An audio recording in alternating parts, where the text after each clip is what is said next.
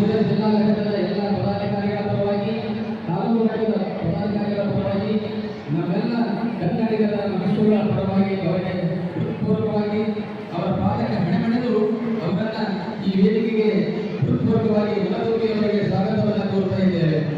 ಪರಮ ಪೂಜ್ಯನಾದ ಶ್ರೀ ನಾಡೋಜ ಬಸವಲಿಂಗ ಪಟ್ಟದೇವರವರು ವೇದಿಕೆಗೆ ಆಗಮಿಸುತ್ತಿದ್ದಾರೆ. ಅವರಿಗೆ ನಮ್ಮ ಜಿಲ್ಲಾ ಘಟಕದ ಅಧ್ಯಕ್ಷರಾಗಿರ್ತಕ್ಕಂತಹ ಶ್ರೀಯುತ ಸುರೇಶ್ ಚೇರ್ಶೆಟ್ಟಿಯವರು ಮತ್ತು ರಮೇಶ್ ಚಿತ್ರೆಯವರು ಹಾಗೂ ಶಿವಶೇಖರ್ ಗೌಡ್ರೆ ಅವರು ಪರಮ ಪೂಜ್ಯರಿಗೆ ಸನ್ಮಾನಿಸಬೇಕು ಅಂತ ನಾನು ಅವರಲ್ಲಿ ಮನವಿಯನ್ನು ಮಾಡ್ತಾ ಇದ್ದೇನೆ. ಅದೇ ರೀತಿಯಾಗಿ ನಮ್ಮ ಈ ವೇದಿಕೆಯಲ್ಲಿ ಬಾಲ್ಕಿ ತಾಲೂಕಿನ ಕನ್ನಡ ಸಾಹಿತ್ಯ ಪರಿಷತ್ತಿನ ಅನೇಕ ಪದಾಧಿಕಾರಿಗಳು ಆಗಮಿಸಿದ್ದಾರೆ.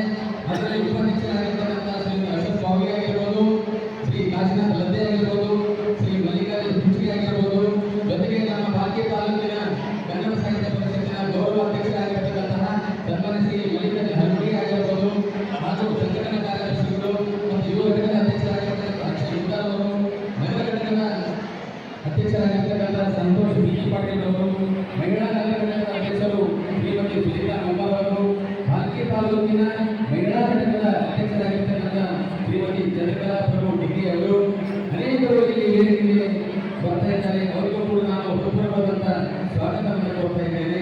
ಅನೇಕ ಗಣ್ಯಮಾನ್ಯ ವ್ಯಕ್ತಿಗಳು ಕೂಡ ಇಲ್ಲಿ ಹಾಜರಿದ್ದಾರೆ.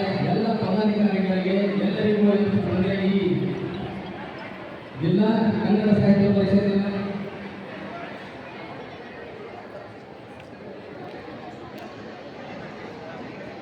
ಅದೇ ರೀತಿಯಾಗಿ ಜಾಗತಿಕ ಲಿಂಗಾಯತ